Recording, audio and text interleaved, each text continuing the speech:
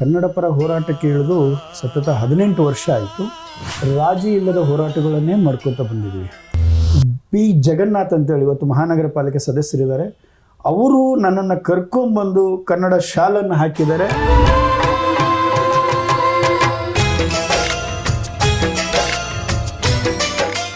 ಕನ್ನಡ ಪರ ಹೋರಾಟಗಾರರು ಇವತ್ತು ಧಿಕ್ಕಾರ, ನಾಳೆ ಮಣಿಗೋಲಿ ಮಳಕಾರ. ಆ ತಾಯಿಯ ಮಕ್ಕಳಾಗಿ ಈ ಭಾಷೆಯನ್ನು ನಾವು ಇವತ್ತಿನ ದಿನಗಳಲ್ಲಿ ಏನಾಗಿದೆ ಅಂತಂದ್ರೆ ಪರಭಾಷಿಕರ ವ್ಯಾಮೋಹಕ್ಕೆ ಒಳಗಾಗ್ತಾ ಇದೆ. ನಮ್ಮ ಮಕ್ಕಳನ್ನೇ ನಾವು ಬೇರೆ ಭಾಷೆಗೆ ವಿದ್ಯಾಭ್ಯಾಸವನ್ನು ಕೊಡಿಸ್ತಾ ಇದ್ದೀವಿ. ಅದು ನಮ್ಮ ಹಕ್ಕು. ನಮ್ಮ ಹಕ್ಕನ್ನು ನಾವು ಕೇಳೋದು, ಅದನ್ನು ಪಡ್ಕೊಳ್ಳೋದು ನಮ್ಮ ಹಕ್ಕಾಗುತ್ತೆ. ಇಲ್ಲಿ ಏನಾಗ್ತಾ ಇದೆ ಅಂತಂದ್ರೆ ಆರ್ಟಿಕಲ್ 371 ಅಂತೂ ಬಂದಿದೆ, ಸಮರ್ಪಕವಾಗಿ ಅಭಿವೃದ್ಧಿ ಆಗ್ತಾ ಇಲ್ಲ. ನಾನು ಇವತ್ತು ಕರ್ನಾಟಕ ಜನಸೈನ್ಯ ಅಂತಂದರೆ ಒಂದು ಸಂಘಟನೆಲ್ಲ ಒಂದು ಕುಟುಂಬ ಅಂತ ಹೇಳ್ತಿರ್ತೀನಿ. ನನ್ನ ಕುಟುಂಬ ಸದಸ್ಯರು ಯಾರು ಕೂಡ ನನ್ನ ಕೈ ಬಿಡಲಿಲ್ಲ. ಅವರ ಬೆನ್ನೆಲುಬು, ಅವರ ಸಹಕಾರನೇ ಇವತ್ತು ಮುನ್ನಡೀತಾ ಇದೆ. ಈ ಭಾಗದ ಈ ಕರ್ನಾಟಕದ ಒಂದು ಆಸ್ತಿಯನ್ನು ನಾನು ಉಳಿಸ್ಕೊಳ್ಳುವಂಥ ಒಂದು ದೊಡ್ಡ ಹೋರಾಟ ಅದು ನನಗೆ ತುಂಬ ಖುಷಿ ಕೊಡ್ತಾ ಇದೆ. ಇದೇನಾದರೂ ಈ ಮಾಧ್ಯಮದಿಂದ ಜಿಂದಾಲ್ ಅವರಿಗೆ ಹೋದರೆ ಅವ್ರಿಗೊಂದು ಈ ಮುಖಾಂತರನೇ ಒಂದು ಎಚ್ಚರಿಕೆ, ತಾವು ಪರಭಾಷಿಕರಿಗೆ ಜಾಸ್ತಿ ಉದ್ಯೋಗಗಳನ್ನು ಕೊಡ್ತಾ ಇದ್ದೀರಿ, ಕನ್ನಡಿಗರನ್ನು ಇರೋವ್ರನ್ನ ತೆಗಿತಾ ಇದ್ದೀರಿ. ಮತ್ತೆ ಕರ್ನಾಟಕ ಜನಸೈನ್ಯ ನಿಮ್ಮ ಗೇಟ್ ಮುಂದೆ ಹೋರಾಟ ಮಾಡೋಕ್ಕೆ ತಯಾರಾಗಿದೆ. ನಮ್ಮ ಮೇಲೆ ದಬ್ಬಾಳಿಕೆ ಮಾಡಲಿಕ್ಕಲ್ಲ. ಒಂದು ವೇಳೆ ಅದೇನಾದರೂ ಈಗಾಗಲೇ ಕಂಡು ಬಂದಿದೆ, ತನಗೆ ಅವಶ್ಯಕತೆ ಏನಿತ್ತೋ ಏನಿಲ್ಲೋ ಗೊತ್ತಿಲ್ಲ, ಒಂದು ಸಣ್ಣ ಪ್ರಮಾಣದ ಒಂದು ಸೀರೆ ಕದ್ದಿದ್ದಾಳೆ ಅಂತೇಳಿ ಬಜಾರಲ್ಲಿ ನಡಿ ರೋಡಲ್ಲಿ ಎಲ್ಲಿ ಒಬ್ಬ ಹೆಣ್ಣಿಗೆ ಮುಟ್ಟಬಾರ್ದು ಅಲ್ಲೆಲ್ಲ ಕಾಲಿಂದ ಒದ್ದು ಏನು ಮಾಡಿದ್ರಲ್ಲ ನೀವು, ಅದಕ್ಕೆ ಉತ್ತರ ಈ ಮಾಧ್ಯಮದಿಂದ ಕೊಡ್ತಾ ಇದ್ದೀನಿ. ಮುಂದಿನ ದಿನಗಳಲ್ಲಿ ನಿಮ್ಮ ಮೂಟೆ ಕಟ್ಕೊಂಡು, ಗಂಟು ಮೂಟೆ ಕಟ್ಕೊಂಡು ಹೋಗಬೇಕಾಗುತ್ತೆ. ನಮಸ್ಕಾರ, ಒಂದೇ ಮಾತರಂ, ಜೈ ಹಿಂದ್, ಜೈ ಕರ್ನಾಟಕ. ಪ್ರೀತಿಯ VTV ಬಳ್ಳಾರಿ ವೀಕ್ಷಕರೇ, ನಾನು ನಿಮ್ಮ ಮನೆ ಮಗ ಅರ್ನಾಲ್ಡ್ ವಿಜಯ್. ಇವತ್ತಿನ ಜರ್ನಿ ಜಂಕ್ಷನ್ ಅಲ್ಲಿ ಒಬ್ಬ ಅದ್ಭುತ ಮನುಷ್ಯರು ನಮ್ಮ ಜೊತೆ ಇದ್ದಾರೆ. ಅವ್ರ ಜೊತೆಗೆ ಅವರು ಹೋರಾಟಗಾರರು ಅಷ್ಟೇ ಅಲ್ಲ, ಕನ್ನಡದ ರತ್ನ ಅಂತ ಸಹ ಕರಿಬೋದು. ಯಾವಾಗಲೂ ಹೋರಾಟದಲ್ಲಿ ಮುಂಚೂಣಿಯಲ್ಲಿ ಇರುವಂಥವರು ಅವರೇ ನಮ್ಮ ಅದ್ಭುತ ಕೆ ಹಿರಿಸ್ವಾಮಿ ಅವರು. Welcome to the show sir. ನಮಸ್ಕಾರ. ನಮಸ್ಕಾರ ಸರ್, ಹೇಗಿದ್ದೀರಾ? ಎಲ್ಲ ಅದ್ಭುತ ಸರ್. ಸರ್, ಮೊದಲನೇದಾಗಿ VTV ಪ್ರೇಕ್ಷಕರಿಗೂ ಮತ್ತು ಈ ನಾಡಿನ ಜನತೆಗೂ ಎಲ್ರಿಗೂ ಕೂಡ ಕನ್ನಡ ರಾಜ್ಯೋತ್ಸವದ ಹಾರ್ದಿಕ ಶುಭಾಶಯಗಳು. ನಿಜಕ್ಕೂ ನಾವು ನೋಡಿ ಎಷ್ಟು ಒಳ್ಳೆ ಅದ್ಭುತವಾದ ಟೈಮಿನಲ್ಲಿ ಕೂತ್ಕೊಂಡಿದ್ದೀವಿ. ರಾಜ್ಯೋತ್ಸವ ಬರ್ತಾ ಇದೆ, ಕನ್ನಡ ಟೈಮಲ್ಲಿ ಕನ್ನಡ ತಾಯಿ ಕರೆಸ್ಕೋತಾಳೆ.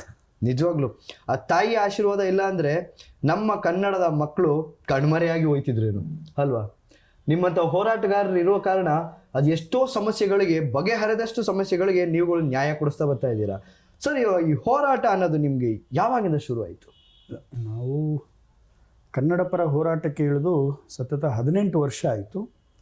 18 ವರ್ಷದಿಂದಲೂ ನಾಡು ನುಡಿ ವಿಚಾರದಲ್ಲಿ ರಾಜಿ ಇಲ್ಲದ ಹೋರಾಟಗಳನ್ನೇ ಮಾಡ್ಕೊತ ಬಂದಿದ್ದೀವಿ.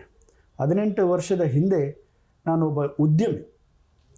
ಕೇವಲ ನನಗೆ ಗೊತ್ತಾಗಿದ್ದು ವ್ಯಾಪಾರ ವಹಿವಾಟು, ನನ್ನ ಕುಟುಂಬ ಮಾತ್ರ ಗೊತ್ತಿತ್ತೆ ಹೊರತು ಇನ್ಯಾವುದು ಗೊತ್ತಿರಲಿಲ್ಲ. ಆ ಸಂದರ್ಭದಲ್ಲಿ ನನ್ನ ಹಿತೈಷಿಗಳು, ಸಹೋದರ ಸಮಾನರು ಆಗಿರ್ತಕ್ಕಂಥ ಒಬ್ಬ ಕನ್ನಡ ಪರ ಹೋರಾಟಗಾರ ಪಿ ಜಗನ್ನಾಥ್ ಅಂತೇಳಿ ಇವತ್ತು ಮಹಾನಗರ ಪಾಲಿಕೆ ಸದಸ್ಯರಿದ್ದಾರೆ. ಅವರು ನನ್ನನ್ನು ಕರ್ಕೊಂಡ್ಬಂದು ಕನ್ನಡ ಶಾಲನ್ನು ಹಾಕಿದ್ದಾರೆ.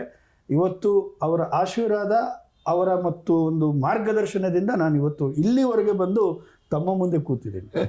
ಖಂಡಿತ ನೀವಿನ್ನೂ ಮುಂದೆ ಬಹಳಷ್ಟು ಇರ್ತೀರ. ಬಿಕಾಸ್ ಏನಕ್ಕೆ ಅಂದರೆ ಇಲ್ಲಿ ನಮ್ಮ ಕನ್ನಡದಲ್ಲಿ ಹೋರಾಟ ತುಂಬ ಕಮ್ಮಿ ಆಗಿದೆ ಅಂತ ಕೆಲವು ಸತಿ ನಮ್ಗೆ ಅನಿಸುತ್ತೆ. ಯಾಕೆಂದರೆ ಬಹಳಷ್ಟು ರಾಜ್ಯಗಳಲ್ಲಿ ಏನಿದೆ, ಈ ತಮಿಳಿಗರಿರ್ಬೋದು, ಹಿಂದಿಯವರು, ಹೊರದೇಶದವರು ಬಂದು ನಮ್ಮ ಕನ್ನಡದವ್ರಿಗೂ ಒಂದು ಏನು ದಿನಗೂಲಿ ಅನ್ನೋದು ಏನು ಸಿಗುತ್ತೆ ಅದನ್ನು ಕಿತ್ಕೊತಿದ್ದಾರೆ ಅಂತ ಬಹಳಷ್ಟು ಸಮಸ್ಯೆಗಳಿದೆ. ಇದನ್ನ ನೀವು ಹೇಗೆ ನೋಡ್ತೀರಾ ಸರ್? ಬಳ್ಳಾರಿ ವಿಚಾರಕ್ಕನ ಅಥವಾ ರಾಜ್ಯದ ವಿಚಾರಕ್ಕನ?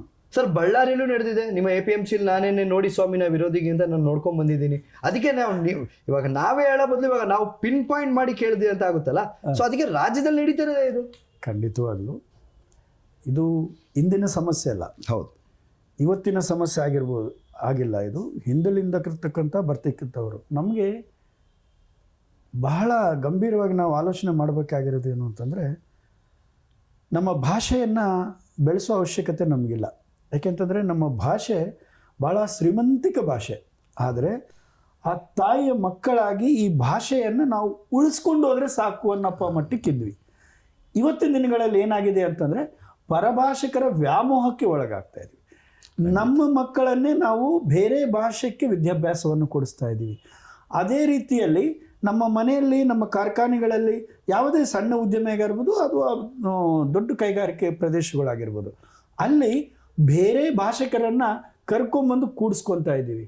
ಹೌದು, ನಾವು ಮಾಡೋಕ್ಕಿಂತ ತಪ್ಪಿಗೆ ಇವತ್ತು ನಾವು ಹೊಣೆಗಾರರಾಗ್ತಾ ಇದ್ದೀವಿ. ಇದು ನಮ್ಮ ತಪ್ಪೇ. ಯಾವತ್ತು ನಮ್ಮ ಮಕ್ಕಳಿಗೆ ಕೆಲಸ ಕಡಿಸ್ಬೇಕು, ನಮ್ಮ ಮಕ್ಕಳಿಂದನೇ ಕೆಲಸ ಆರಂಭ ಆಗಬೇಕು ಅನ್ನೋದು ಬಿಟ್ಬಿಟ್ಟು, ನಮ್ಮ ಮಕ್ಕಳು ಎ ಸಿ ರೂಮಲ್ಲಿ ಇರಲಿ, ಇನ್ನೊಬ್ರು ಬಂದು ಕೆಲಸ ಮಾಡಲಿ ಅಂತ, ಇನ್ನೊಬ್ರು ಕೂಡ ಯಾರಾಗಿರಬೇಕು? ನಾವೇ ಆಗಿರಬೇಕು. ಅದನ್ನು ನಾವು ಈ ಹಿಂದೆ ಕೂಡ ನಾವು ಡಾಕ್ಟರ್ ಸರೋಜಿನಿ ಮಹಿಷಿ ವರದಿ ಜಾರಿ ಆಗಬೇಕು ಅಂತೇಳಿ ಸಾಕಷ್ಟು ಹೋರಾಟಗಳನ್ನು ಮಾಡಿದ್ದೀವಿ, ಮಾಡ್ಕೊತಾನೆ ಬರ್ತಾ ಇದ್ದೀವಿ. ಆದರೆ ಯಾಕೋ ಗೊತ್ತಾಗ್ತಾ ಇಲ್ಲ, ಈ ಚುನಾಯಿತ ಪ್ರತಿನಿಧಿಗಳಿಗೆ ಈ ಒಂದು ಇಚ್ಛಾಶಕ್ತಿನೇ ಕೊರತೆ ಇದೆ. ಹೌದು, ಈ ಇಚ್ಛಾಶಕ್ತಿ ಯಾವತ್ತು ಪೂರ್ತಿ ಆಗುತ್ತೋ ಅವತ್ತು ತಾವು ಕೇಳಿದ ಪ್ರಶ್ನೆಗೆ ತಮಗೆ ಉತ್ತರ ಸಿಗುತ್ತೆ ಹೊರತು ಕನ್ನಡ ಪರ ಹೋರಾಟಗಾರರು ಇವತ್ತು ಧಿಕ್ಕಾರ, ನಾಳೆ ಮನೆಗೋಲಿ ಮಳಕಾರ, ಇಷ್ಟು ಬಿಟ್ಟರೆ ಇನ್ನೇನು ಇರಲ್ಲ. ಅದ್ಭುತವಾಗಿ ಹೇಳಿದ್ರಿ ಸರ್. ಎಲ್ಲಿ ಸರ್ ನೀವು ಈ ವಾಕ್ ಚಟುವಟಿಕೆ, ಅದಾದ ನಂತರ ಈ ಹೋರಾಟದ ಕಿಚ್ಚು, ಇದೆಲ್ಲ ನನಗೆ ಇವಾಗ ನೋಡಿ ನೀವೇ ಅದನ್ನ ಕನ್ಫರ್ಮ್ ಮಾಡ್ಬೇಕೆ. ಕೇಳಿ ಬಂದ ಸುದ್ದಿ ಬಂದು ನೀವು ವಾಟಾಳ್ ಸರ್ ಅವರ ಒಂದು ದೊಡ್ಡ ಫ್ಯಾನ್ ಅಂತ ಕೇಳ್ಬಿಟ್ಟೆ. ಇದು ಹೇಗೆ, ಎಲ್ಲಿಂದ ನಿಮ್ಮ ಈ ಒಡನಾಟ ಅನುಬಂಧ ಸ್ಟಾರ್ಟ್ ಆಯಿತು? ಇಲ್ಲ, ವಾಟಾಳ್ ನಾಗರಾಜ್ ಅವ್ರ ಬಗ್ಗೆ ಮಾತಾಡ್ಬೇಕಂತಂದ್ರೇ ಒಂದು ರೋಮಾಂಚನ. ವಾಟಾಳ್ ನಾಗರಾಜ್ ಆಗಿರ್ಬೋದು, ಸಾರಾ ಗೋವಿಂದಣ್ಣ ಅವರಾಗಿರ್ಬೋದು, ಅವರಿಬ್ಬರೂ ಕೂಡ ನನಗೆ ಒಂದು ಉತ್ತಮ ಮಾರ್ಗದರ್ಶಕರು. ನಾನು ಯಾವತ್ತು ಕನ್ನಡ ಪರ ಶಾಲ್ ಹಾಕ್ಕೊಂಡು ಹೋರಾಟಕ್ಕೆ ಇಳಿದಾಗ ಅವರ ಹೋರಾಟಗಳನ್ನು ಗಮನಿಸ್ಕೊಳ್ತಾ, ಅವರ ವಿಭಿನ್ನವಾದ ಹೋರಾಟಗಳು, ಅವರ ಚಳುವಳಿಗಳು, ದಿನನಿತ್ಯ ಚಳುವಳಿ, ದಿನಕ್ಕೆ 2-3 ಚಳುವಳಿಗಳು ಹೇಗೆ ಮಾಡ್ತಾರೆ ಅನ್ನೋ ಒಂದು ಆಲೋಚನೆ ಇತ್ತು. ಅಕಸ್ಮಾತ್ ಅವ್ರನ್ನ ಭೇಟಿ ಆಗಿದ್ದಾಯಿತು. ಅದಾದ ನಂತರ ಅವರು ನನಗೆ ತುಂಬ ಒಂದು ಮಾರ್ಗದರ್ಶಕರಾಗಿ ನಿಂತ್ಕೊಂಡ್ರು. ಇವತ್ತಿಗೂ ಕೂಡ ನಾನು ನಿನ್ನೆ ಕೂಡ ಅವ್ರಿಗೆ ಕಾಲ್ ಮಾಡಿದ್ದೆ, ಫೋನ್ ಮಾಡಿ ಮಾತಾಡಿಸಿದೆ. ನಿಜವಾಗ್ಲೂ ಆ ಒಂದು ಹೋರಾಟಗಾರ, ಧೀಮಂತ ಹೋರಾಟಗಾರ ಇಲ್ಲ ಅಂತಂದಿದ್ರೆ ಇವತ್ತು ಈ ನಾಡಿನ ಪರಿಸ್ಥಿತಿ ಅಧೋಗತಿ ಆಗ್ತಿತ್ತು ಅನ್ನೋದಕ್ಕೆ ನಾನೊಂದು ಹೆಮ್ಮೆಯಿಂದ ಹೇಳ್ಕೊಬೋದು. ಅವರು ವಾಟಾಳ್ ನಾಗರಾಜ್ ಅವ್ರ ಜೊತೆಗೆ ಸಾರಾ ಗೋವಿಂದಣ್ಣ ಅವರು ಸೇರಿಕೊಂಡು ಇಡೀ ರಾಜ್ಯದ, ಈಗ ನೋಡಿ ಇತ್ತೀಚೆಗೆ ಮೊನ್ನೆ ನಡೆದಿರ್ತಕ್ಕಂಥ ಈ ಪೊಲೀಸ್ ಇಲಾಖೆಯಲ್ಲಿ ಕ್ಯಾಪ್ಗಳನ್ನು ಬದಲಾವಣೆ ಮಾಡಿದ್ರು. ಅದು ಮೂಲತಃ ಹೋರಾಟ ಮಾಡಿದ್ದು ವಾಟಾಳ್ ನಾಗರಾಜ್ ಅವರು. ಮೊದಲಿಂದನೂ ಕೂಡ ಆ ಹೋರಾಟ, ಕ್ಯಾಪ್ ತೆಗೆದಿರಿ ಪಾಪ ಅವ್ರಿಗೆ ತೊಂದರೆ ಆಗ್ತಾ ಇದೆ, ಬೇರೆ ಮಾಡಿ ಅಂತ ಇಂಥ ಸಣ್ಣ ಸಣ್ಣ ವಿಚಾರಗಳನ್ನು ಗಮನಿಸಿ ಹೋರಾಟಗಳು ಮಾಡ್ಕೊಳ್ತಿರ್ತಕ್ಕಂಥ ಅಂಥವರು ನಿಜವಾಗ್ಲೂ ಅಂತಹ ವ್ಯಕ್ತಿ ಸಿಕ್ಕಿದ್ದು ನನ್ನ ಪುಣ್ಯ, ನನ್ನ ಭಾಗ್ಯ. ಮತ್ತು ಮುಂದಿನ ದಿನಗಳಲ್ಲಿ ಕೂಡ ಅವರ ಮಾರ್ಗದರ್ಶನ ನನಗೆ ಸದಾ ಇರಬೇಕು ಅಂತೇಳಿ ನಾನು ಬಯಸ್ತೀನಿ. ಖಂಡಿತ ಸರ್.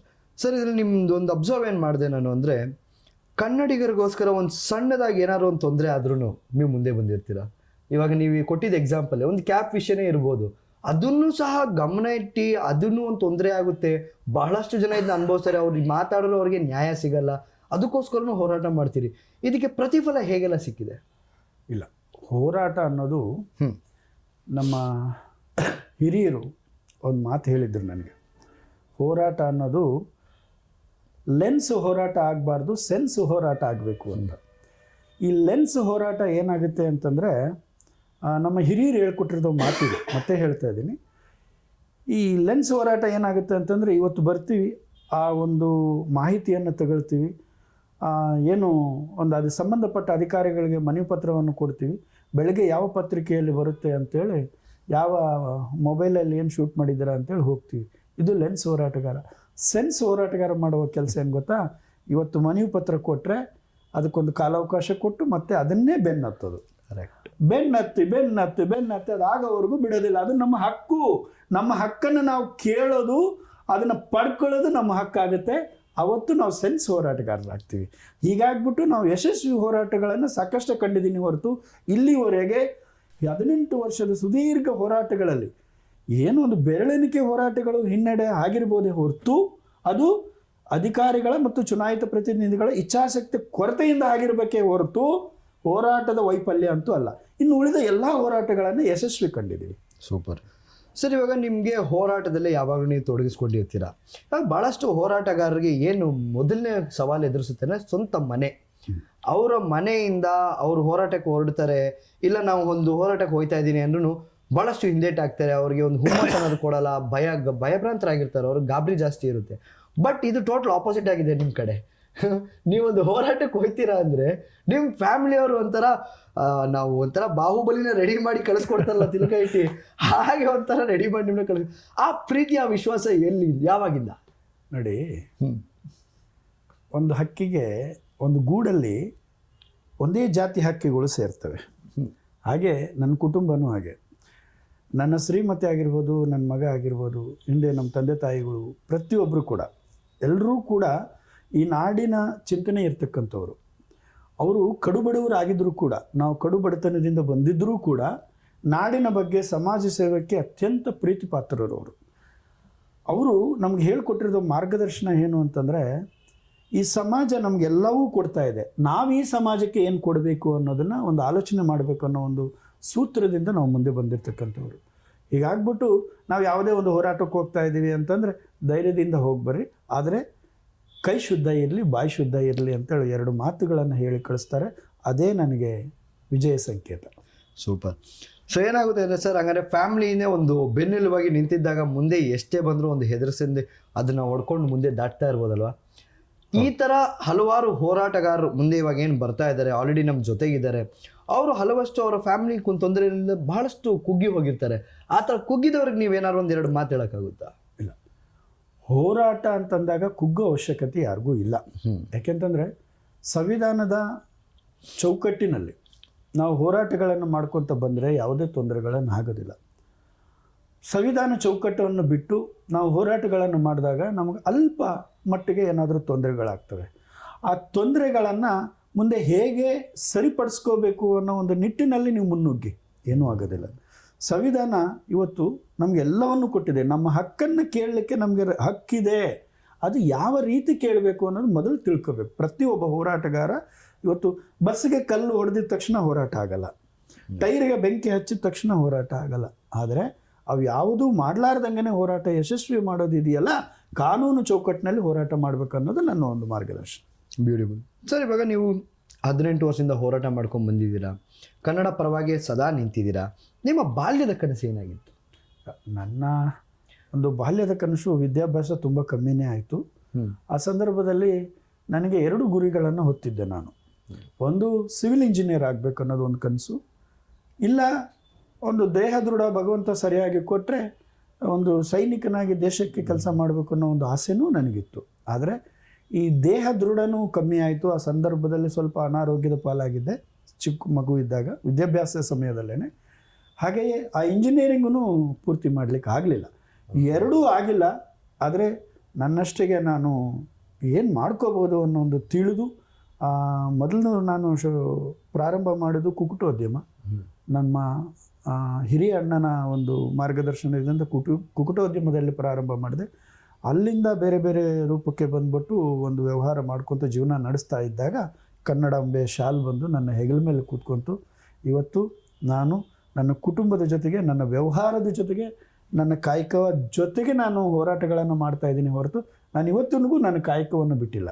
ಯಾಕೆಂತಂದರೆ ಕಾಯಕ ಇಲ್ಲ ಅಂತಂದರೆ ಹೋರಾಟಗಳನ್ನು ಮಾಡ್ಕೊಳ್ಳೋದು ತುಂಬ ಕಷ್ಟ ಆಗ್ತದೆ. ಇವತ್ತು 4 ಜನ ನನ್ನ ಕಾರ್ಯಕರ್ತರಿಗೆ ಶಾಲ್ ಕೊಡಿಸ್ಬೇಕು ಅಂತಂದ್ರೂ ಕೂಡ ಕಾಸು ಬೇಕಾಗ್ತದೆ. ಬೇಕೇ ಬೇಕು. ಯಾರು ನಾನು ಹೋರಾಟಗಾರ ನಾನು ಕೊಡಿ ಅಂತಂದ್ರೆ ಕೊಡಲ್ಲ. ಯಾಕೆಂತಂದರೆ ಅದಕ್ಕೆ ಕಾಸು ಬೇಕು ಅಂತಂದರೆ ನಾನು ದುಡಿಬೇಕು. ಈ ಒಂದು ನಿಟ್ಟಿನಲ್ಲಿ ನನ್ನ ಸಂಪಾದನೆಯಲ್ಲಿ ಒಂದಿಷ್ಟನ್ನು ಹಣವನ್ನು ನಾನು ತೆಗೆದುಬಿಟ್ಟು ಆ ಒಂದು ನನ್ನ ಚೌಕಟ್ಟಲ್ಲೇ ನಾನು ಹೋರಾಟಗಳನ್ನು ಮಾಡ್ತೀನಿ ಹೊರತು ಅದಕ್ಕೆ ನಾನು ಎಲ್ಲಿ ಈ ರಾಜ್ಯೋತ್ಸವದಲ್ಲಿ ಕೂಡ ನಮ್ಮ ಎಲ್ಲಿ ಬ್ಯಾನರ್ಗಳು ಕಾಣೋದಿಲ್ಲ. ಆದರೆ ಅಚ್ಚುಕಟ್ಟಾದ ಕಾರ್ಯಕ್ರಮಗಳಂತೂ ಆಗ್ತವೆ. ಈ ಒಂದು ದಾರಿಯಲ್ಲಿ ನಾನು ನಡ್ಕೊಂತ ಹೋಗ್ತೇನೆ. ತೋರುವಿಕೆ ಹೋರಾಟ ಮಾಡಲ್ಲ, ನಾನು ನಿಜವಾದ ಹೋರಾಟ ಮಾಡ್ತೀನಿ ಅಂತ ಇದ್ದೀರಾ? ಖಂಡಿತ ತೋರಿಕೆ ಅನ್ನೋದು ಭಾಳಷ್ಟು ದಿನ ಇರೋದಿಲ್ಲ, ಅದು ತಾತ್ಕಾಲಿಕ. ಇವಾಗ ನಿಮ್ಮದು ಸರ್, ನಿಮ್ಮ ಜರ್ನಿ ನೋಡ್ತಾ ಬಂದರೆ, ಇವಾಗ ಬಾಲ್ಯದಲ್ಲಿ ನೀವು ಇಂಜಿನಿಯರ್ ಆಗಬೇಕು ಅಂತ ಬಹಳಷ್ಟು ಕನಸುಗಳು ಕಟ್ಟಿರ್ತೀರಾ. ಬಟ್ ಆ ಕನಸುಗಳನ್ನೆಲ್ಲನೂ ಮೀರಿಸಿ ಕನ್ನಡಾಂಬೆ ನಿಮ್ಗೆ ಆಶೀರ್ವಾದ ಮಾಡಿ ಅವಳ ಪರ ಕರ್ಕೊಂಡು ಅವಳ ಜನಕ್ಕೋಸ್ಕರ ನಿಮ್ಮನ್ನ ಹೋರಾಟದ ಮುಂಚೂಣಿಯಲ್ಲಿ ಇಕ್ಕಿರ್ತಾರೆ. ಈ ಥರ ಮುಂಚೂಣಿಯಲ್ಲಿದ್ದಾಗ 2019ರಲ್ಲಿ ಆರ್ಟಿಕಲ್ 371J ಒಂದು ಹೋರಾಟ ನಡೆಯುತ್ತೆ. ಏನದು ಸರ್? 2019 ಅಲ್ಲ, 2009ರಲ್ಲಿ ಆರ್ಟಿಕಲ್ 371Jಗೆ ಹೋರಾಟಗಳನ್ನು ನಡೀತಾ ಇರ್ತವೆ. ಆ ಸಂದರ್ಭದಲ್ಲಿ ನಾನು ಬೇರೆ ಸಂಘಟನೆಯಲ್ಲಿ ಹೈದರಾಬಾದ್ ಕರ್ನಾಟಕ ಉಪಾಧ್ಯಕ್ಷರಾಗಿ ನಾನು ಸೇವೆ ಸಲ್ಲಿಸ್ತಾ ಇರ್ತೀನಿ. ಆ ಸಂದರ್ಭಗಳಲ್ಲಿ ಆಗಿರ್ತಕ್ಕಂಥ ಹೋರಾಟಗಳು ಆ ಹೋರಾಟದ ಪ್ರತಿಫಲ ಇವತ್ತೇನೋ ಆ ಸಂಘಟನೆಯ ರಾಜ್ಯಾಧ್ಯಕ್ಷರ ಕೊಡುಗೆ ತುಂಬ ಇದೆ. ಅದರಲ್ಲಿ ನಮ್ಮ ಪಾತ್ರೆ ಕೂಡ ಅಷ್ಟೇ ಇದೆ. ಯಾಕೆಂತಂದರೆ ನಾವು ಬೀದರಿಂದ ಬೆಂಗಳೂರುವರೆಗೆ ಕೂಡ ಅಖಂಡ ಜ್ಯೋತಿ ಯಾತ್ರೆಗಳನ್ನು ಮಾಡಿದ್ವಿ. ಆವಾಗ ಆ ಸಂದರ್ಭದಲ್ಲಿ ಸದಾನಂದ ಗೌಡರು ಮುಖ್ಯಮಂತ್ರಿಗಳಿದ್ದರು. ಆ ಒಂದು ಸಂದರ್ಭದಲ್ಲಿ ಏನಾಗುತ್ತೆ, ಒಂದು ಸಣ್ಣ ಘಟನೆ ನಡೆಯುತ್ತೆ ಇಲ್ಲಿ. ಇದೇ ಗಾಂಧಿನಗರಲ್ಲಿ ಮುಂದಿನ ಒಂದು ಯಾವುದೋ ಒಂದು ಚುನಾವಣೆಯಲ್ಲಿ BJP ಸರ್ಕಾರ ಪರಾಜಯ ಹೊಂದಿರುತ್ತೆ.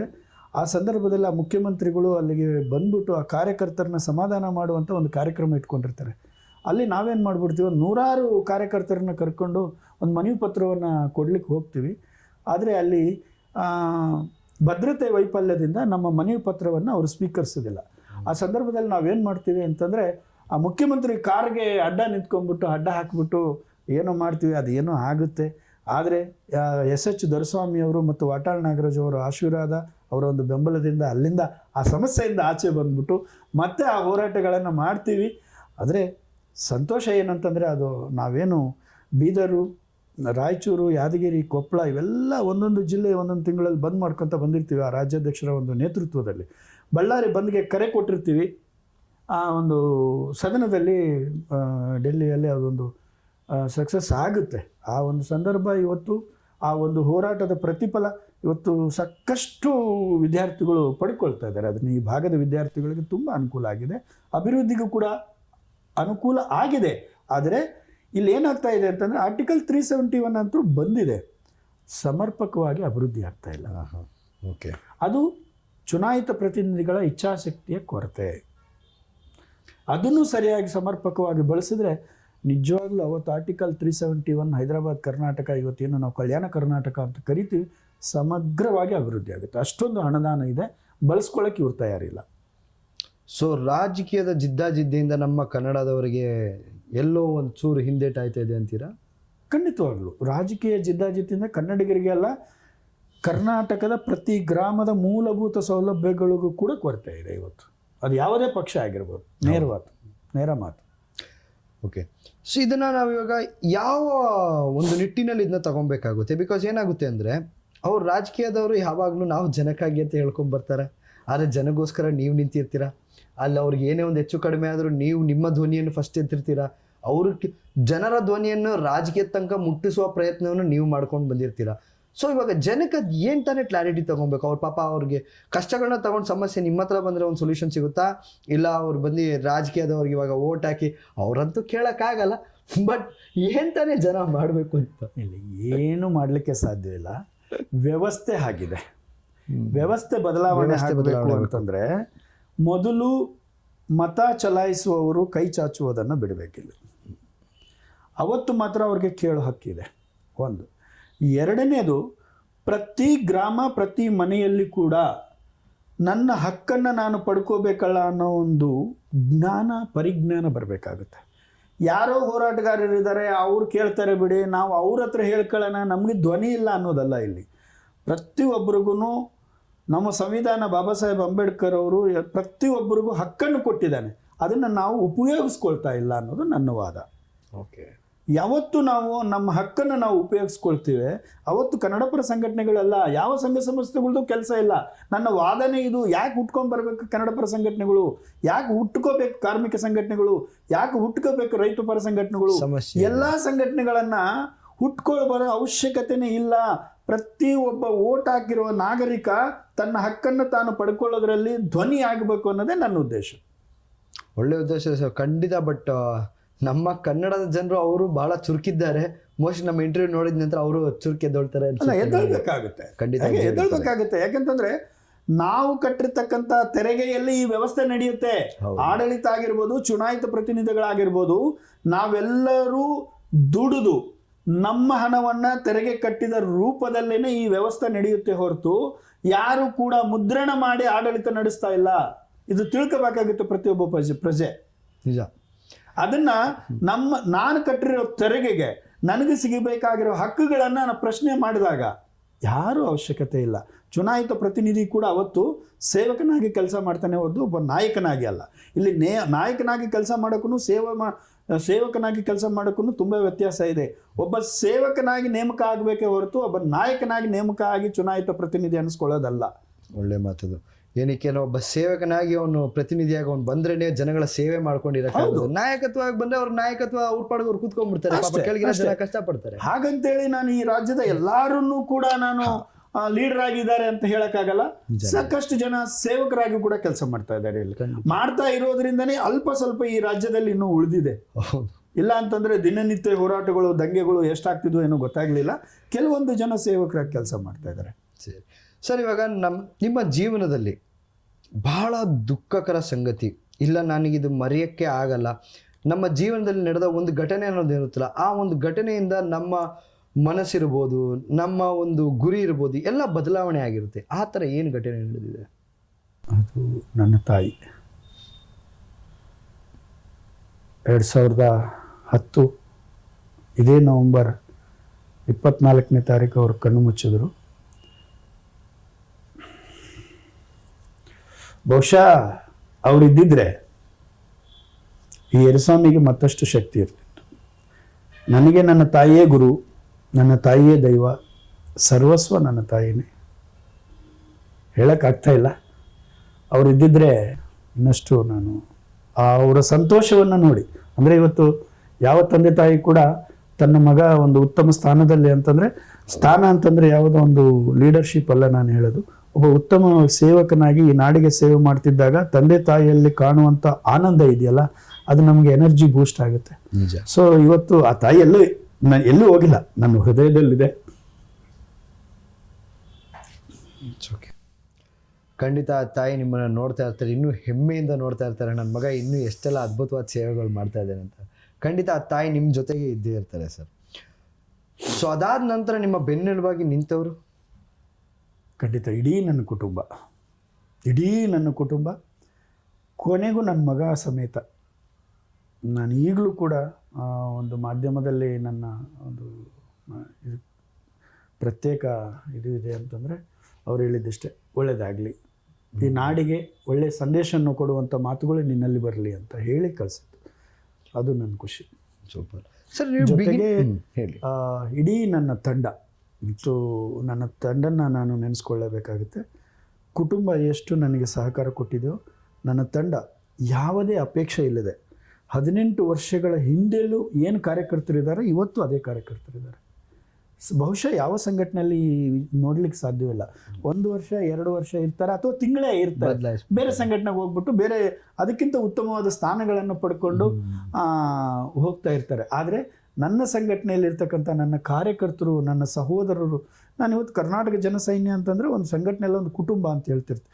ನನ್ನ ಕುಟುಂಬ ಸದಸ್ಯರು ಯಾರು ಕೂಡ ನನ್ನ ಕೈ ಬಿಡಲಿಲ್ಲ. ಅವರ ಬೆನ್ನೆಲುಬು, ಅವರ ಸಹಕಾರನೇ ಇವತ್ತು ಮುನ್ನಡೀತಾ ಇದೆ. ಅದ್ಭುತ. ಸೊ ಹಾಗೆ ನೋಡೋಕೋದ್ರೆ ನಿಮ್ಮ ಏನು ಕಾರ್ಯಕರ್ತರಿದ್ರು ಅವರೆಲ್ಲ ನಿಮ್ಮ ಕುಟುಂಬ ಥರನೇ ಆಯ್ತು. ಅವರಷ್ಟು ಜನ ನಿಮ್ಮ ಕುಟುಂಬನೇ? ಹೌದು, ನನ್ನ ಕುಟುಂಬ ಅಂತಲೇ ಭಾವಿಸೋದು ಮೊದಲಿಂದನೂ ಅಷ್ಟೇ. ನಾನು ಕರ್ನಾಟಕ ಜನಸೈನ್ಯದು ಒಂದು ಕುಟುಂಬ ಅಂತ ಹೇಳ್ತೀನಿ ನಾನು. Beautiful sir. ಇವಾಗ ಏನು ನಡೆಯುತ್ತೆ ಅಂದರೆ, ಇವಾಗ ನೀವು ಬಹಳಷ್ಟು ದುಃಖಗಳನ್ನ ಎದುರಿಸಿದ ಕಾರಣ ನೀವು ಇವಾಗ ಒಂದು ಮುಂಚೂಣಿಯಲ್ಲಿ ಇರ್ತೀರ. ನಿಮ್ಮ ಚಿಕ್ಕ ವಯಸ್ಸಿನ ಕನಸು ನೀವು ಆರ್ಮಿಯವರಾಗಿರ್ಬೇಕಾಯ್ತು, ದೇಶ ಸೇವೆ ಮಾಡಬೇಕು, ದೇಶಕ್ಕಾಗಿ ನಾನು ಬಲಿದಾನ ಆಗಬೇಕು ಅಂತ. ಆದರೆ ಇವಾಗ ಆ ಆರ್ಮಿ ಅನ್ನೋದು ಹೋಯ್ತು, ಆದರೆ ಇನ್ನೂ ದೇಶ ಸೇವೆ ಮಾಡ್ಕೊಂಡೇ ಇದ್ದೀರಾ, ಇನ್ನೂ ಹೋರಾಟದಲ್ಲಿ ತೊಡಗಿದ್ದೀರಾ. ಸೊ ಇದೆಲ್ಲ ಮಾಡ್ಬೇಕಾದ್ರೆ ನಿಮ್ಗೆ ಯಾವ್ದು ಒಂದು ಬಹಳ ಖುಷಿ ಕೊಟ್ಟ ಸಂಗತಿ? ಹೋರಾಟಗಳೆಲ್ಲ ಸಾಕಷ್ಟಿದೆ. ಅದರಲ್ಲಿ ಅತಿ ಖುಷಿ ಕೊಟ್ಟಿದ್ದು ಇತ್ತೀಚೆಗೆ ನಡೆದಿರೋ ಜಿಂದಾಲ್ ಹೋರಾಟ.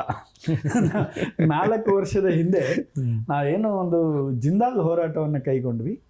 3667 ಎಕರೆ ಭೂಮಿಯನ್ನು, ಅವತ್ತು ಈ ರಾಜ್ಯದಲ್ಲಿ ಸಮ್ಮಿಶ್ರ ಸರ್ಕಾರ ಇರುತ್ತೆ, ಕಾಂಗ್ರೆಸ್ಸು ಮತ್ತು JDS ಎರಡೂ ಸೇರಿ ಸಮ್ಮಿಶ್ರ ಸರ್ಕಾರ ನಡೆಸ್ತಾ ಇರ್ತಾರೆ. ಆ ಸಂದರ್ಭದಲ್ಲಿ ಈ ಭೂಮಿಯನ್ನು ಕೇವಲ 1 ಎಕರೆಗೆ ಪರಭಾರಿಯನ್ನು, ಕಾಯಂ ಪರಭಾರಿಯನ್ನು ಮಾಡಲಿಕ್ಕೆ ಹೊರಡ್ತಾರೆ. ಆ ಒಂದು ವಿಷಯ ತಿಳಿದ ತಕ್ಷಣ ನಾವು ಹೋರಾಟಗಳಿಗೆ ಇಳಿತೀವಿ.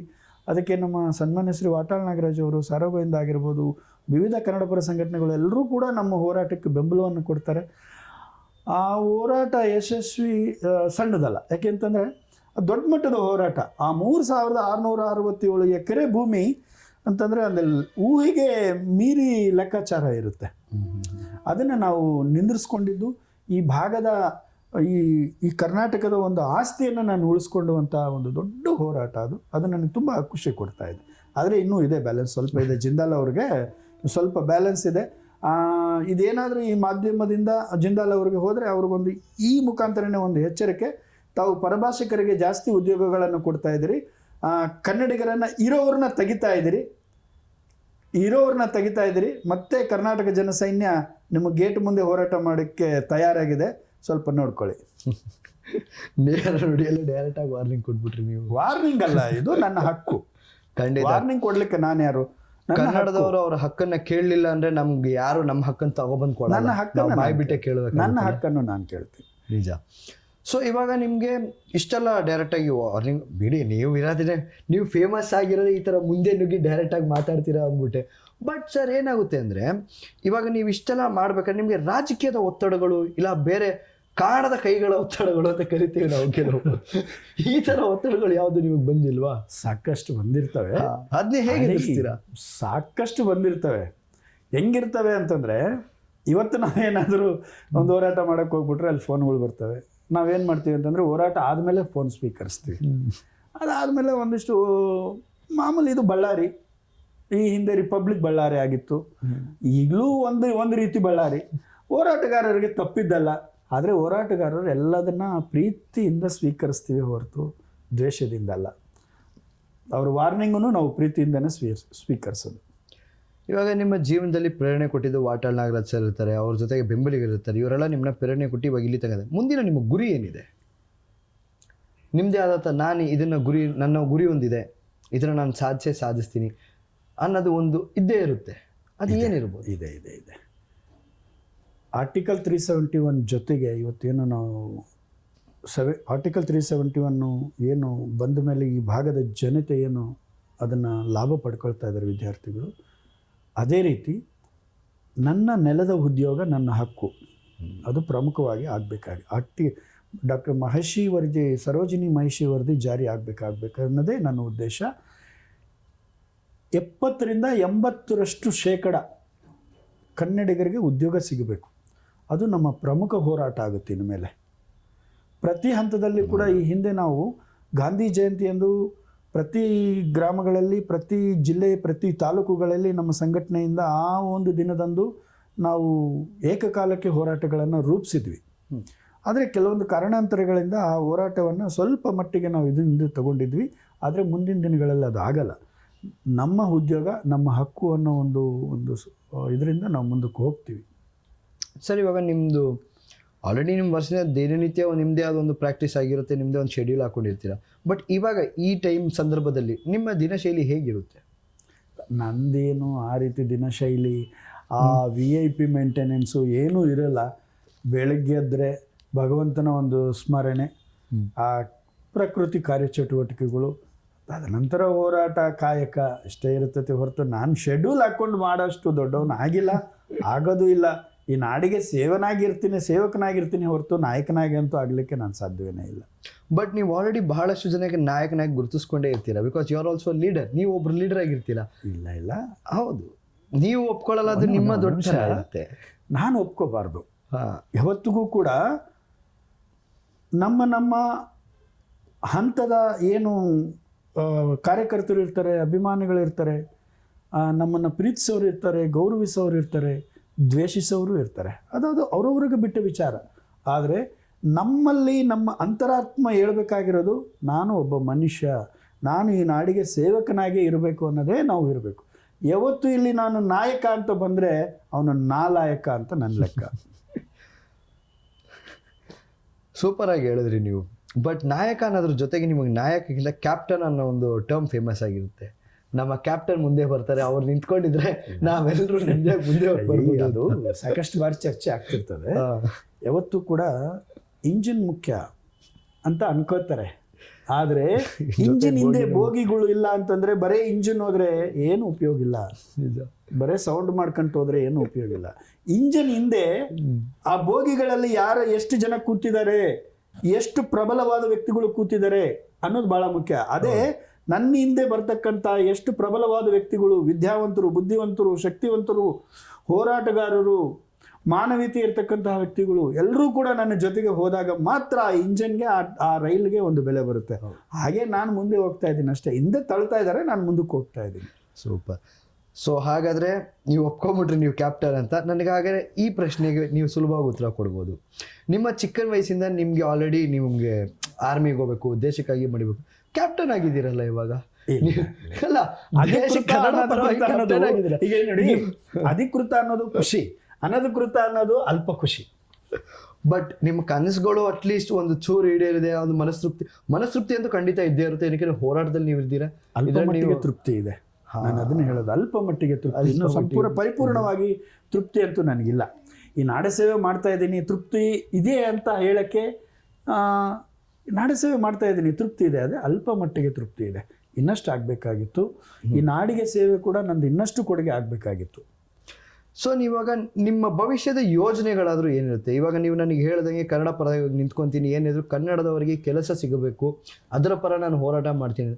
ಸೊ ಅದ್ರ ಜೊತೆಗೆ ತಂತ್ರಜ್ಞಾನ ಬಹಳ ಬೆಳೆದಿದೆ ಇವಾಗ.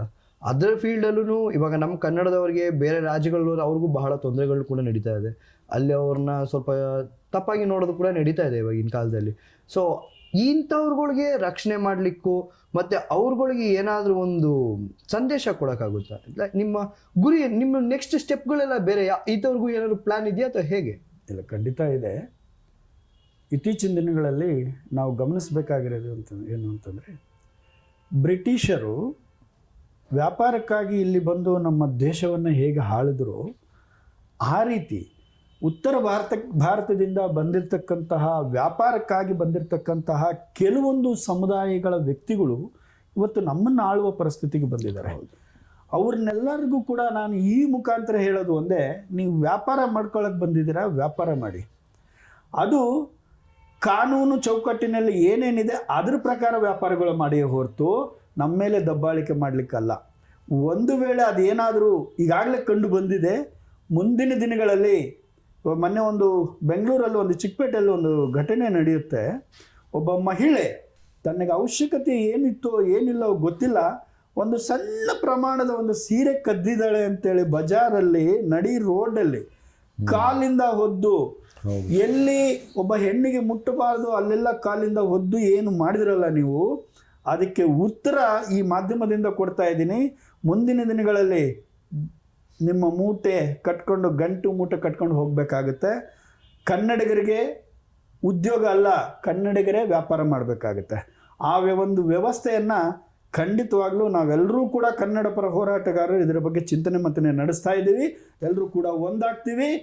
ಗೋ ಬ್ಯಾಕ್ ಅನ್ನೋ ವಿನಾದವನ್ನು ನಾವು ಎತ್ತೇ ಇಡ್ತೀವಿ, ಅದರಲ್ಲಿ ಬೇರೆ ಮಾತೇ ಇಲ್ಲ. ವಂಡರ್ಫುಲ್. ಇವಾಗ ನಮಗೆ ಕನ್ನಡಿಗರೆಲ್ಲ ಒಗ್ಗಟ್ಟಾಗಿ ನಿಂತರೆ ಇವರು ಯಾವ ಮೂಲೆ ಅನ್ಸುತ್ತಲ್ವ? ಯಾವುದಿಲ್ಲ ರೀ. ನಾನು ಅದೇ ಸಾಕಷ್ಟು ಬಾರಿ ಈ ವಿಷಯದಲ್ಲಿ ಸ್ವಲ್ಪ ನನಗೆ ನೋವಿದೆ. ಯಾಕೆಂತಂದರೆ ಕನ್ನಡ ಪರ ಹೋರಾಟಗಾರರು ವೈಯಕ್ತಿಕ ಒಂದು ಇದಕ್ಕೆ ಅಭ್ಯಾಸಕ್ಕೆ ಒಳಗಾಗಿದ್ದಾರೆ ಹೊರತು ನಾವು ಅದನ್ನೆಲ್ಲ ಬಗ್ಲಿಗಿಡ್ರಿ. ಆಚಾರ ವಿಚಾರ, ನಿನ್ನ ಸಂಘಟನೆಯ ಸಿದ್ಧಾಂತಗಳು ಎಲ್ಲ ಒಂದು ಕಡೆ ಇರಲಿ. ಹೋರಾಟ ಅಂತ ಬಂದಾಗ ಎಲ್ಲರೂ ಕೂಡ ಕೈ ಜೋಡಿಸಿ ಆ ಹೋರಾಟದ ಪ್ರಮಾಣವನ್ನು ಹೆಚ್ಚಿಸಿ ಅನ್ನೋದನ್ನು ನನ್ನ ಬೇಡಿಕೆ. ಆ ಹೋರಾಟದ ಪ್ರಮಾಣ ಹೆಚ್ಚಾದಾಗ ಅಲ್ಲಿ ಏನು ನಾವು ಸಮಸ್ಯೆಗೆ ಅಂತ ಹೋಗಿರ್ತೀವಿ, ಆಪೋಸಿಟ್ ಅವನು ನಮ್ಮ ಎದುರಾಳಿಗಳು ಬೆದರ್ತಾರೆ, ಅಧಿಕಾರಿಗಳು ನಮಗೆ ಸ್ಪಂದಿಸ್ತಾರೆ. ನಾವೆಲ್ಲರೂ ಕೂಡ ಒಂದಾದಾಗ ಮಾತ್ರ ಅಧಿಕಾರ ವರ್ಗ ಆಗಿರ್ಬೋದು, ರಾಜಕೀಯ ವರ್ಗ ಆಗಿರ್ಬೋದು ನಮ್ಮ ಕಡೆ ಗಮನ ಹರಿಸ್ತದೆ ಹೊರತು ಈ ನಮ್ಮಲ್ಲೇ ಒಗ್ಗಟ್ಟಿಲ್ಲ ಅಂತಂದಾಗ ನಮ್ಮ ಹೋರಾಟ ಹಿನ್ನಡೆ ಆಗೋಕ್ಕೆ ಸಾಧ್ಯತೆಗಳು ಇದೆ, ಸ್ವಲ್ಪ ಸಾಧ್ಯತೆ ಇದೆ. ಹಾಗಾಗ್ಬಿಟ್ಟು ಹೋರಾಟಗಾರರೆಲ್ಲರೂ ಒಂದಾಗಿ ಹೋರಾಟ ಮಾಡಬೇಕು. ಆದರೂ ನಮ್ಮ ಕನ್ನಡದವರು ಒಗ್ಗಟ್ಟನ್ನ ಬಿಟ್ಕೊಡಲ್ಲ, ಅದು ಅವ್ರಿಗೆ ಸ್ವಾಭಿಮಾನಕ್ಕೆ ಧಕ್ಕೆ ತಂದುಬಿಡುತ್ತೆ. ಇದು ಕೆಲವೊಂದು ಏನಾಗಿದೆ, ಈ ಹೋರಾಟಗಳು ಅಂತ ಬಂದಾಗ ನಮ್ಮ ಅಧ್ಯಕ್ಷರು ಆದೇಶ ಕೊಟ್ಟಿಲ್ಲ ಅಂತಾರೆ. ಹೌದು, ಅಧ್ಯಕ್ಷರ ಆದೇಶ ಅಲ್ಲ, ಇಲ್ಲಿ ಅಧ್ಯಕ್ಷನೇ ಆದೇಶ ಕೊಡಬೇಕು. ಅಧ್ಯಕ್ಷರ ಆದೇಶಕ್ಕೋಸ್ಕರ ಕಾರ್ಯಕರ್ತರು ಕಾಯಬೇಕು, ನಿಜ ಒಪ್ತೀನಿ. ಆದರೆ ಅಧ್ಯಕ್ಷನೇ ಆದೇಶ ಕೊಡಬೇಕಲ್ಲ, ಅಧ್ಯಕ್ಷನೇ ಬಂದು ನಿಂತ್ಕೋಬೇಕು ಅನ್ನೋದು ನನ್ನ ಮಾತು. ಈ ಮಾತು ಅವ್ರಿಗೆ ಮುಟ್ಟಿದ್ರೆ ಎಲ್ಲ ಅಧ್ಯಕ್ಷರು ಆಗ್ಬೇಕು ಅನ್ನೋದೇ ನನ್ನ ಉದ್ದೇಶ. ನಾನು ಇಡೀ ಇವತ್ತು ನಾನಲ್ಲ, ನಾನು ಒಂದು ಸಂಘಟನೆ ಒಂದು ಮುಂದಾಳುತ್ವವಾಗಿ ಒಂದು ಪ್ರಥಮ ಸದಸ್ಯನಾಗಿ ನಾನು ಕೆಲಸ ಮಾಡ್ತಾ ಇದ್ದೀನಿ ಇಲ್ಲಿ. ಆದರೆ ನಾನು ಹೇಳ್ತಾ ಇರ್ತಕ್ಕಂಥದ್ದು, ರಾಜ್ಯದಲ್ಲಿ ಇರ್ತಕ್ಕಂಥ ಎಲ್ಲ ರಾಜ್ಯಾಧ್ಯಕ್ಷರುಗಳು ಒಂದಾಗಿ ಒಂದು ವೇದಿಕೆಗೆ ಬನ್ನಿ. ವಟ್ಟಾಳ್ ನಾಗರಾಜ್ ಸಾಹೇಬರಿಂದ ಹಿಡಿದು ಇವತ್ತು ನಮ್ಮಂತಹ ಎಲ್ಲ ಹೋರಾಟಗಾರರು ಒಂದು ವೇದಿಕೆಗೆ ಬಂದಾಗ ಮಾತ್ರ ನಾವು ಏನಾದರೂ ಸಾಧಿಸಲಿಕ್ಕೆ ಸಾಧ್ಯವಾಗುತ್ತೆ. ಖಂಡಿತ ಸರ್. ಇವಾಗ ನಮ್ಮ ಯುವ ಜನತೆಗೆ ಇವಾಗ ಬರ್ತಿರೋ ಯುವ ಪೀಳಿಗೆ ಏನಿದೆ, ಜೆನ್ ಜಿ ಅಂತಾರಲ್ಲ, ಅವ್ರಿಗೆ ಬಂದ್ಬಿಟ್ಟು ಇವಾಗ ಏನಂದರೆ ನೋಡಿ, ಅವ್ರದ್ದು ಆಟ ಬುದ್ಧಿ ಅಂತ ನಾವು ಹೇಳೋಕ್ಕಾಗಲ್ಲ. ನಮಗೆ ನಮ್ಮ ಚಿಕ್ಕ ವಯಸ್ಸಲ್ಲಿ ಚೆನ್ನಾಗಿ ಹೊಡೆದು ಬಡ್ದು ಬೆಳೆಸಿದ್ದಾರೆ, ನಮಗೆ ಶಿಸ್ತು ಗೊತ್ತಿದೆ. ಆ ಶಿಸ್ತು ಇವಾಗ ಜೆನ್ಸಿಲಿ ಕಾಣಿಸ್ತಾ ಇದೆಯಾ? ಇಲ್ಲ, ಹುಡುಗರು ಯುವಕರು ಬುದ್ಧಿವಂತರಿದ್ದಾರೆ, ಆದರೆ ಒಂಚೂರು ಯಾಕೋ ಈ ಮೊಬೈಲ್ ಆಡಿಟ್ಟು ಸ್ವಲ್ಪ ಕಡಿಮೆ ಆಗಿಬಿಟ್ರೆ ಎಲ್ಲವೂ ಸರಿ ಹೋಗ್ತವೆ. ಮೊಬೈಲಲ್ಲಿ ಇವತ್ತು ಮೊಬೈಲ್ ಕೈಯಲ್ಲಿ ಹಿಡ್ಕೊಂಡ್ರೆ ಮೊಬೈಲಲ್ಲಿ ಒಳ್ಳೆಯದು ಇದೆ, ಕೆಟ್ಟದು ಇದೆ. ಹೌದು, ಕೆಟ್ಟ ದಾರಿಗೂ ತಗೊಂಡು ಹೋಗ್ಬೋದು, ಒಳ್ಳೆ ದಾರಿಗೂ ತಗೊಂಡು. ಅದನ್ನು ಒಳ್ಳೆ ದಾರಿಗೆ ಏನು ತಗೊಂಡು ಹೋಗ್ಬೇಕು ಅನ್ನೋದನ್ನು ಅವ್ರ ಮನದಲ್ಲಿ ಇಟ್ಕೊಂಡ್ರೆ ಮಾತ್ರ. ನಾನು ಸ್ವಲ್ಪ ಹೊತ್ತು ಮುಂಚೆ ಯಾವುದೋ ಒಂದು ವಿಷಯದ ಬಗ್ಗೆ ಮಾತಾಡ್ತಾ ಇದ್ದೆ. ಸಣ್ಣದಾಗಿ ನಮ್ಮ ಸ್ನೇಹಿತರೊಬ್ಬರು ಮಾತಾಡ್ತಾ ಇದ್ದರು, ಮ್ಯೂಸಿಯಂ ಬಗ್ಗೆ ಮಾತಾಡ್ತಾ ಇದ್ವಿ. ಸಂಗನಕಲ್ಲು ಐತಿಹಾಸಿಕ ಸ್ಥಳವನ್ನು ಒಂದು ಬಳ್ಳಾರಿಯಲ್ಲಿ ಒಂದು ಮ್ಯೂಸಿಯಂ ಮಾಡಿದ್ದಾರೆ, ಅದು ಎಷ್ಟು ಕೋಟಿ ಆಗಿದೆ. ಹೌದು, ಕೋಟಿಗಟ್ಟಲೆ ಖರ್ಚು ಮಾಡಿದ್ದಾರೆ. ಆದರೆ ನಾನು ಹೇಳೋದೇನು ಅಂತಂದರೆ, ಮ್ಯೂಸಿಯಂ ಕಟ್ಟೋದ್ರಿಂದ ಏನೂ ಉಪಯೋಗ ಇಲ್ಲ. ಆ ಮ್ಯೂಸಿಯಮನ್ನು ಮಕ್ಕಳಿಗೆ ಹೇಗೆ ತೋರಿಸ್ಬೇಕು, ಆ ಮ್ಯೂಸಿಯಂ ಇಲ್ಲ ಇರ್ತಕ್ಕಂಥ ಪ್ರತಿ ಕಲ್ಲಿಗೆ ಒಂದು ಇತಿಹಾಸ ಇದೆ.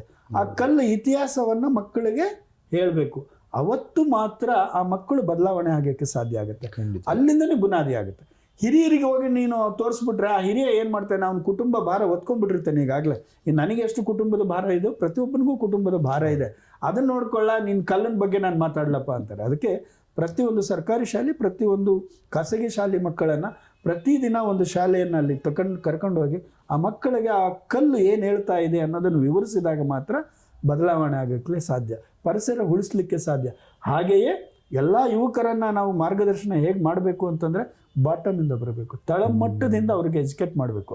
ಒಂದೇ ಸಲ ಹೋಗಿ ಯುವಕರನ್ನೆಲ್ಲ ಬರೀ ನೀವು ಹೋರಾಟಕ್ಕೆ ಅಂತಂದರೆ, ಅಣ್ಣ ನಿನಗೇ ಕೆಲಸ ಇಲ್ಲ, ನನಗೆ ಭಾಳ ಇದೆ ಅಣ್ಣ ಅಂತೇಳಿ ಹೋಗ್ತಾರೆ. ಹೋರಾಟದ ವಿಷಯಗಳನ್ನು ಒಂದು ಎಜುಕೇಟ್ ಮಾಡಬೇಕು. ಹೌದು. ಇವಾಗ ನಿಮಗೆ ಯಶಸ್ಸಿನ ಒಂದು ರಹಸ್ಯ ಅನ್ನೋದೊಂದು ಇರುತ್ತಲ್ಲ, ಆ ರಹಸ್ಯ ಆದರೂ ಏನು ಸರ್ ನಿಮ್ಮ ಯಶಸ್ಸು? ಯಾವುದು ವಿಷಯದಲ್ಲಿ ಯಶಸ್ವಿ? ನಿಮ್ಮ ಹೋರಾಟದ ವಿಷಯದಲ್ಲಿ ಯಶಸ್ಸಿನ ರಹಸ್ಯ ಅಂತ ಕೇಳಿದ್ರೆ ನೀವು ಬಿಡದೆ ಸತತ ಅದನ್ನ ಹೋರಾಡ್ತೀರಾ. ಇದೇ ಥರ ಜೀವನದಲ್ಲಿ ಯಶಸ್ಸಾಗಿರೋದಕ್ಕೆ ಏನು ರಹಸ್ಯ? ಇಲ್ಲ, ನನ್ನ ಜೀವನದ ಯಶಸ್ವಿ ನನ್ನ ಕೈಯಲ್ಲಿಲ್ಲ, ನನ್ನ ಕುಟುಂಬ ಪೋಷಕರ ಕೈಯಲ್ಲಿದೆ. ಅವ್ರು ಮಾಡ್ಕೊತಾ ಇದ್ದಾರೆ. ಅವರು ನನಗೆ ಮೂರು ಒಪ್ಪತ್ತು ಊಟ ಕೊಡ್ತಾ ಇದ್ದಾರೆ, ತಿಂತಾ ಇದ್ದೀನಿ, ನಾಡ ಸೇವೆ ಮಾಡ್ತಾ ಇದ್ದೀನಿ. ನಾನು ನನ್ನ ಕುಟುಂಬವನ್ನು ಅಚ್ಚುಕಟ್ಟಾಗಿ ನಡೆಸೋದ್ರಲ್ಲಿ ಯಶಸ್ವಿ ಆಗಿದ್ದೀನಿ ಅಂತ ಅಂದುಕೊಳ್ತಾ ಇದ್ದೀನಿ. ಯಾಕೆಂತಂದರೆ ಮುಂದೆ ಏನಾಗುತ್ತೋ ಗೊತ್ತಿಲ್ಲ. ಇವತ್ತಿನವರೆಗೂ ನಾನು ಯಶಸ್ವಿಯಾಗಿಯೇ ನೆರವೇರಿಸ್ಕೊಂಡು ಬರ್ತಾ ಇದ್ದೀನಿ. ಇಷ್ಟೇ ಪ್ರೀತಿ ಅನ್ನೋದು ಹಂಚಿಬಿಟ್ರೆ ಎಂಥ ಶತ್ರು ಕೂಡ ತಲೆಬಾಗ್ತಾನೆ. ಅಂಥದ್ರಲ್ಲಿ ನನ್ನ ಕುಟುಂಬ ಸದಸ್ಯರು ನನಗೆ ಯಾಕೆ ತಲೆಬಾಗಲ್ಲ? ಪ್ರೀತಿ ಅನ್ನೋದು ಭಾಳ ಮುಖ್ಯ. ಸೊ ಪ್ರೀತಿಯಿಂದ ಕುಟುಂಬನ ನೋಡಿಕೊಂಡ್ರೆ, ಕುಟುಂಬ ಮನೆ ಒಂದು ಚೆಂದಾಗಿತ್ತು ಅಂದರೆ ನಮ್ಮ ಯಶಸ್ಸು ನಮ್ಮ ಜೊತೆಗೆ ಇರುತ್ತೆ ಅಂತ. ಖಂಡಿತ. ಸೂಪರ್. ನೋಡಿದ್ರಲ್ಲ ವೀಕ್ಷಕರೇ, ಎಷ್ಟೊಂದು ಜ್ಞಾನ, ಎಷ್ಟೊಂದು ವಿಷಯಗಳನ್ನ ನಾವು ತಿಳ್ಕೊಂಬಂದು, ಅದ್ರ ಜೊತೆಗೆ ಎಷ್ಟು ಜನಕ್ಕೆ ವಾರ್ನಿಂಗ್ ಸಿಕ್ತು, ಅದ್ರ ಜೊತೆಗೆ ಇನ್ನೆಷ್ಟು ಮೋಟಿವೇಶ್ನಲ್ ಟಾಕ್ಸ್ ಆಚೆ ಬಂತು. ರಹಸ್ಯಗಳು ಬಹಳಷ್ಟು ಇದ್ದಾವೆ. ಇನ್ನಷ್ಟು ರಹಸ್ಯಗಳು ಗೊತ್ತಿರುವಂಥ ಇನ್ನಷ್ಟು ಹಲವಾರು ಅದ್ಭುತ ಜನಗಳ ಜೊತೆ ನಾನು ನಿಮ್ಮ ನೆಕ್ಸ್ಟ್ ಜರ್ನಿ ಜಂಕ್ಷನಲ್ಲಿ ಮೀಟ್ ಮಾಡ್ತೀನಿ. ಅಲ್ಲಿವರೆಗೂ ನೋಡ್ತಾ ಇರಿ VTV ಬಳ್ಳಾರಿ.